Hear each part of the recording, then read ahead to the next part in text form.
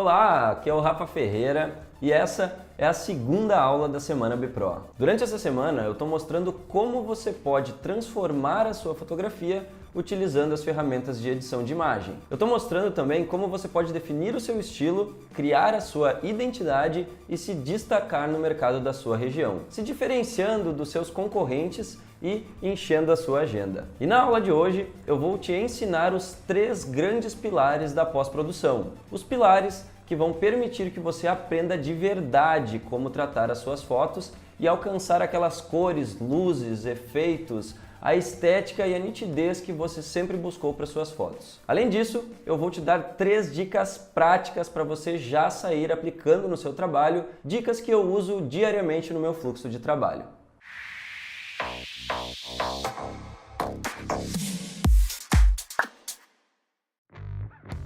Nessa aula, eu quero deixar claro porque também você pode e deve dominar a pós-produção, mesmo que você não goste de editar ou não goste de fotos com muita edição. Aliás, isso é algo que eu escuto muito dos meus alunos. Eu não gosto muito de editar, eu não tenho paciência ou eu prefiro fotos com pouca edição. E o fato é que na grande maioria dos casos, os fotógrafos que não gostam ou não têm paciência de editar é porque a edição é um problema para eles. Uma dificuldade, algo complicado e trabalhoso. E isso normalmente acontece porque eles ainda não têm o conhecimento necessário. Porque a partir do momento em que você domina a pós-produção, as chances são de que isso vá se tornar algo muito prazeroso e divertido para você. E mesmo você, que prefere fotos com uma edição bem leve, precisa obter esses conhecimentos para fazer os ajustes de forma consciente e precisa, usando as ferramentas corretas da forma que você deseja.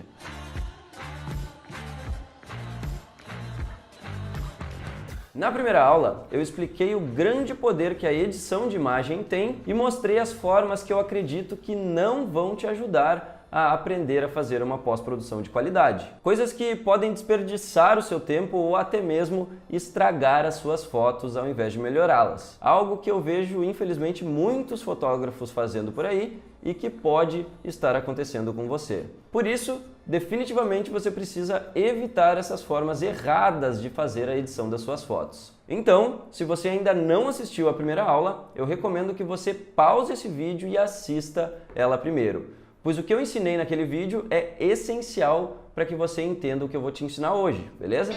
E eu quero também aproveitar essa aula aqui para agradecer a essas centenas de comentários que vocês deixaram aqui desde a primeira aula. Comentários como o do Bruno, que disse o seguinte: eu encontrei o trabalho do Rafa através da Thay e caramba, foi a melhor coisa que me aconteceu. Eu evolui muita coisa acompanhando as dicas e tutoriais do Rafa, principalmente na minha maior dificuldade na pós-produção, que era o tratamento de pele. Espero e tenho certeza que vou melhorar pra caramba com esse curso, que inclusive estou muito feliz por poder estar participando, pois o Rafa é uma grande referência para mim e todas as minhas outras referências passaram pela sua mão.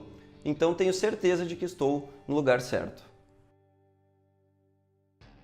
Viu só? Esses são só alguns dessa enxurrada de comentários que nós recebemos de todos os tipos de fotógrafos e artistas. Fotógrafos iniciantes, fotógrafos que já estão no mercado há anos, fotógrafos de todas as áreas e estilos. Fotógrafos que perceberam que a edição é de fato a ferramenta mais poderosa para elevar o nível de qualidade dos seus trabalhos. E eu fico muito feliz de ver que, além dessa grande quantidade de comentários, uma comunidade de pessoas engajadas com esse conteúdo está se formando. Isso me deixa muito motivado para continuar produzindo cada vez mais conteúdo para vocês.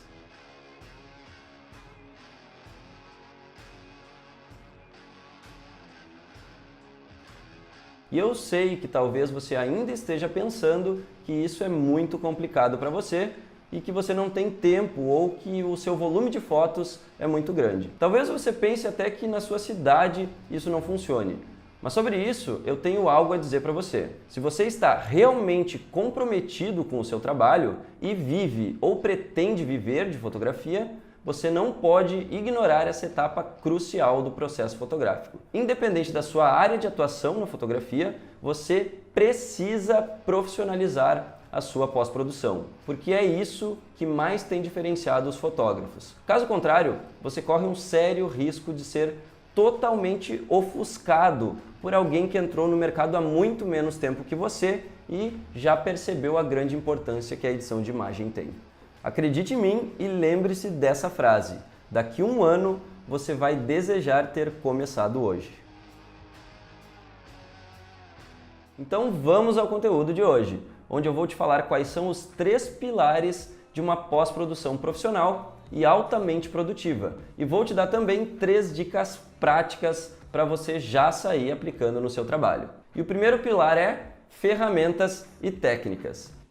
Primeiro, você precisa conhecer e entender como funcionam as principais ferramentas e técnicas do Lightroom e do Photoshop, as que realmente são úteis para editar fotografias. E talvez você não saiba, mas você vai precisar apenas de uma parcela de todas as ferramentas que esses softwares oferecem, já que eles servem para muitas outras coisas além de editar fotos. Ou seja, você não precisa conhecer todo o software, você precisa conhecer apenas a parte dele que vai ser útil para o seu trabalho. E o segundo grande pilar de uma pós-produção profissional é o workflow, ou fluxo de trabalho. Após conhecer e dominar as ferramentas e técnicas, você precisa agora identificar o melhor fluxo de trabalho para o tipo de fotografia que você pratica, seja ela de eventos ou ensaios. Você precisa ter claro na sua cabeça todos os passos que você vai executar desde o momento em que você baixa as fotos até o momento em que você entrega elas finalizadas para o seu cliente. Estabelecer qual a sequência de ajustes e as etapas que a sua pós-produção vai ter é essencial para criar a sua identidade e manter um padrão de produtividade. Dessa forma, você consegue tornar o seu trabalho sustentável e, o mais importante, escalável. Porque quando a quantidade de clientes começar a aumentar, você vai precisar ser muito produtivo e muito organizado.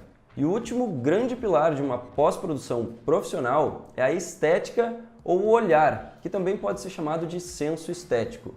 É algo que você passa a aprimorar com a prática, após, obviamente, dominar os pilares anteriores. Basicamente, é a capacidade que você desenvolve de fazer uma leitura na sua fotografia e identificar problemas que precisam ser corrigidos ou áreas que podem ser evidenciadas. Isso também é a habilidade de combinar cores e tornar a sua fotografia cada vez mais agradável de ser vista.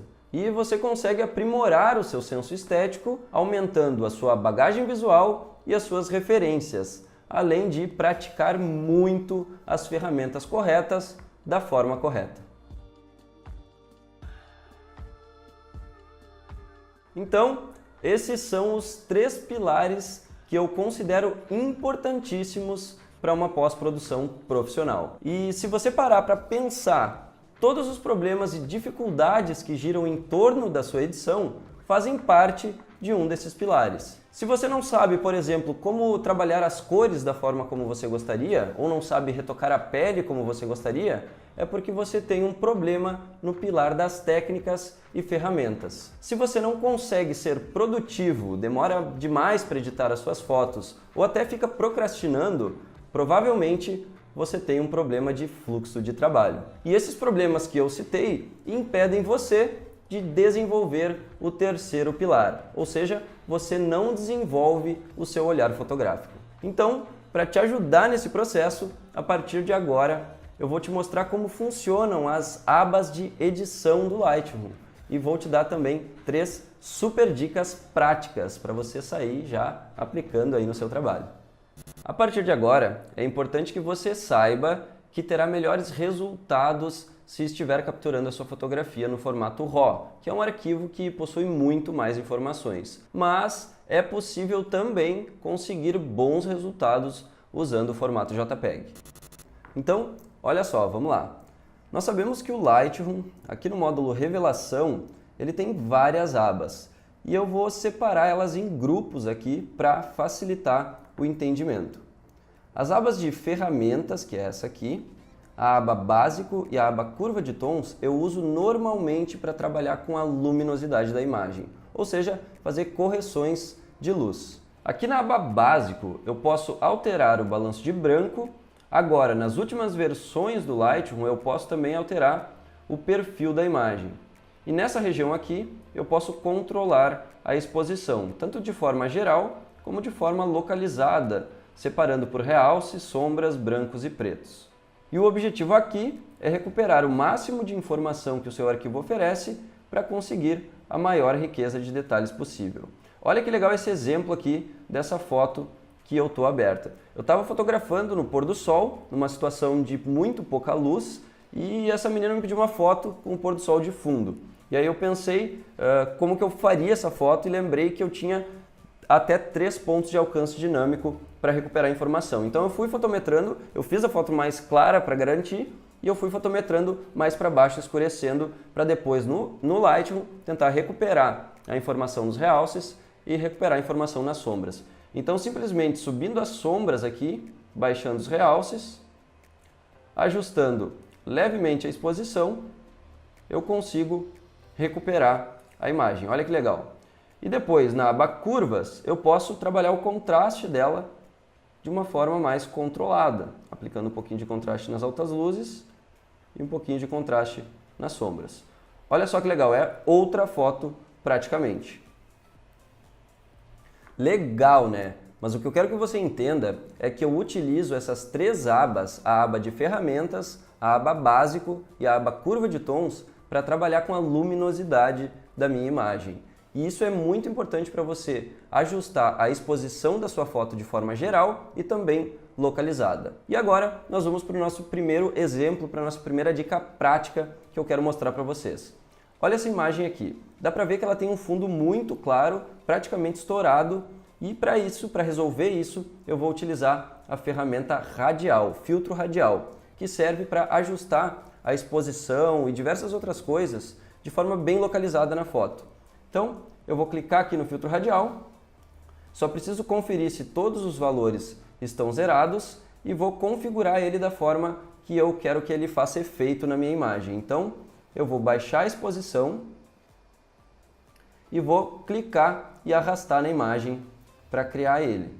Só tem um porém, ele pode funcionar por dentro do círculo ou por fora. E para alternar entre os dois, basta marcar ou desmarcar a opção inverter aqui embaixo.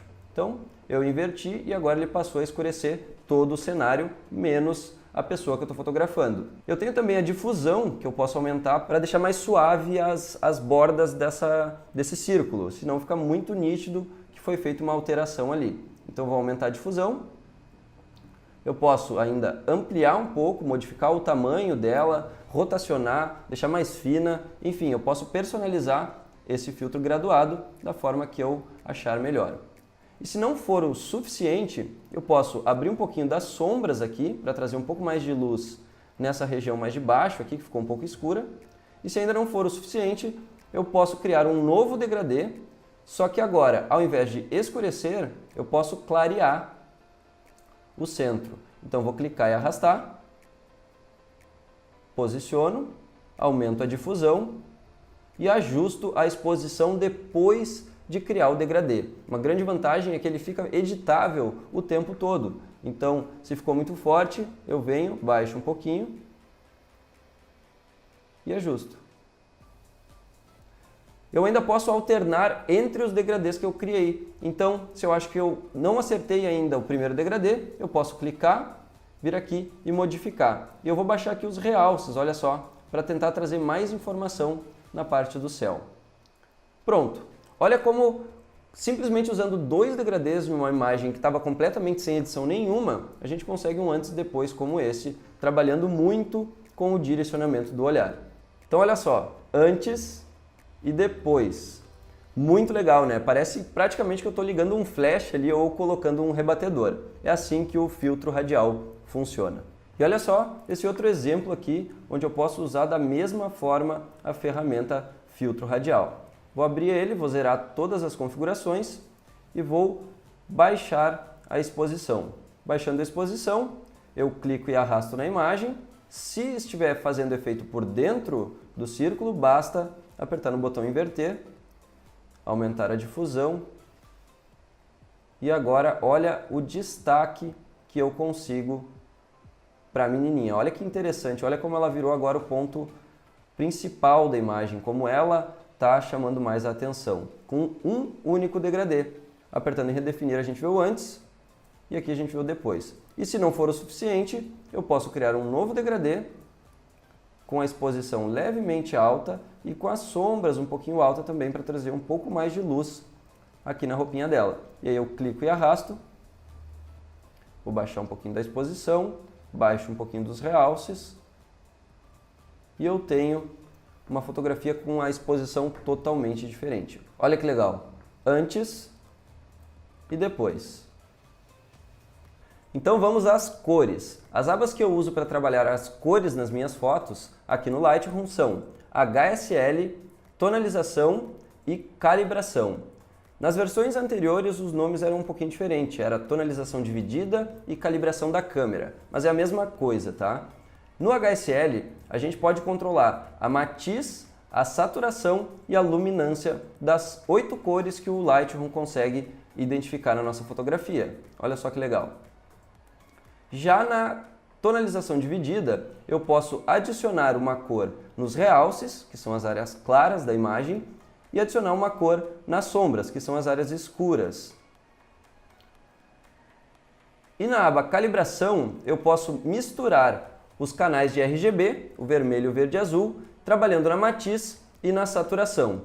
E a partir dessas 3 abas, você pode iniciar aí uma colorização criativa nas suas fotos. E isso nos leva à segunda dica prática que eu quero deixar para vocês aqui. Olha só, na aba HSL eu posso controlar a matiz, que nada mais é do que o tom das cores.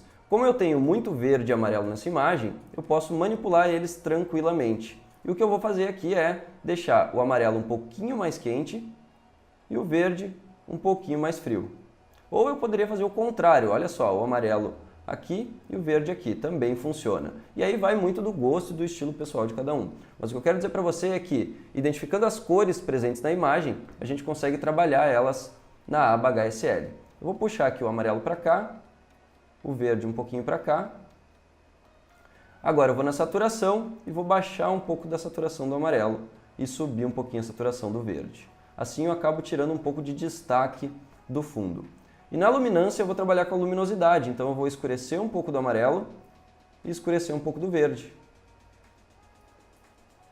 E aí vamos trocando. Na tonalização dividida, eu vou colocar um tom quente nas minhas altas luzes,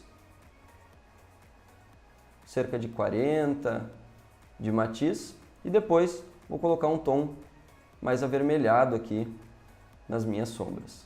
Bem leve, olha só.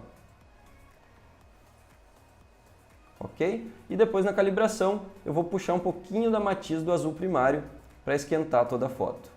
Vamos ver agora, juntando a dica anterior com a dica que eu dei agora. Vamos ver o antes e depois e o resultado que a gente conseguiu chegar até agora. Clicando em redefinir eu vejo a original. Olha como ela tinha muita luz, o fundo chamava muito a atenção, estava estourada e agora eu tenho muito mais destaque, uma cor muito mais bonita. Além disso, eu posso aqui ainda na aba do HSL, na luminância, baixar a luminância do azul e do azul piscina. Assim eu vou estar recuperando mais informação lá no céu. Então olha só esse antes e o depois. Incrível, né? E agora, para você que se pergunta sobre produtividade, sobre como fazer isso em muitas fotos, olha só a próxima dica prática que eu separei para você. Eu vou utilizar a função de sincronizar do Lightroom, mas eu vou personalizar todos esses degradês que eu criei. Vamos lá, eu tenho aqui umas outras fotos da mesma situação com uma luz parecida e para sincronizar basta que eu selecione a imagem em que eu fiz a alteração, segure a tecla Shift no teclado e clique na última imagem. Automaticamente vai aparecer aqui o botão sincronizar. Eu vou clicar nesse botão e essa janela vai se abrir. Nessa janela, eu preciso marcar todas as opções que eu quero que ele copie dessa imagem e cole nas outras. E normalmente pode deixar marcado todas as opções. Só é preciso tomar cuidado com o corte, porque o corte vai variar muito de imagem para imagem. Então eu vou deixar tudo marcado aqui e vou apertar no botão sincronizar. Rapidamente ele copia essas configurações para as outras imagens e eu só preciso passar uma a uma para conferir a posição do degradê e a exposição geral da imagem. Então vamos lá, olha só, essa segunda imagem aqui ficou um pouco escura, eu vou aumentar um pouco a exposição e vou abrir a ferramenta degradê para procurar os degradês que eu criei. Basta que eu clique uma vez neles e arraste para onde eu quero que eles façam efeito. Se ficou muito forte, eu posso personalizar eles perfeitamente aqui, sem problema nenhum. Vou trocar o segundo degradê, baixar um pouquinho a exposição e rapidamente eu tenho esse antes e depois. Olha que incrível, muito prático e muito rápido. Agora nessa imagem aqui, eu só preciso reposicionar o degradê que ilumina a modelo. Olha só, próxima imagem. Nessa daqui eu praticamente nem preciso quase reposicionar. Já foi o suficiente. Olha só, vou ampliar um pouquinho a exposição e baixar um pouquinho daqui. E eu tenho esse antes e esse depois. É muito prático e muito fácil de ser feito. Basta ir trocando as imagens e reposicionando os degradês. Viu só como não é difícil e complicado fazer edição? É possível sim fazer um bom trabalho de forma prática e produtiva. Com pequenos ajustes, nós alcançamos grandes resultados. E eu tenho certeza que só essas 3 dicas práticas que eu passei para você aqui já vão fazer uma diferença enorme no seu trabalho. Ajustando a iluminação de forma localizada, colorindo as suas fotos nas abas corretas e depois tornando tudo isso produtivo utilizando o botão de sincronização, você já vai notar uma grande evolução. Mas saiba que isso é apenas a ponta de um grande iceberg, pois ainda existem várias outras ferramentas e várias outras técnicas que você precisa dominar aí para alcançar essa transformação, diferenciar a sua fotografia e levar ela para outro nível, para outro patamar. E como eu já vi aqui, que vários de vocês estão perguntando nos comentários sobre o meu curso completo, que é o Workshop BIP Pro, que para quem ainda não conhece, é o meu curso online, onde eu ensino passo a passo, com muito detalhe e muita profundidade, cada etapa do meu método de trabalho para você aprender aí a fazer uma pós-produção profissional. O BIP Pro Online é um curso que tem mais de 10 horas de conteúdo gravado em vídeo e também tem videoaulas ao vivo. Tem também o suporte VIP, tem certificado e tem até uma comunidade fechada no Facebook. Mas isso é algo que eu vou falar para você mais para frente e eu vou explicar também como você pode conseguir uma vaga e fazer parte da família BPRO.